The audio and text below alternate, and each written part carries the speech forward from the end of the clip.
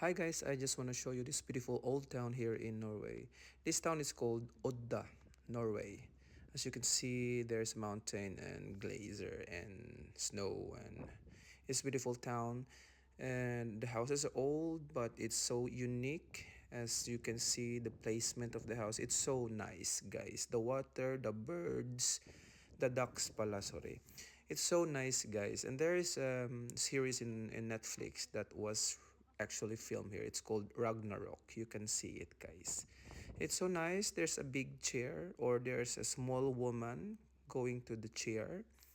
Tapos nagutom kami, so we ordered this hot potato like that. It's so good, guys.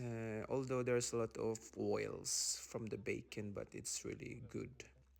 Coming here, you're gonna see a tunnel, and around about inside the tunnel with this beautiful lightings. It's so nice, guys. And going out in the tunnel, you can see a magnificent bridge. It's so nice, guys.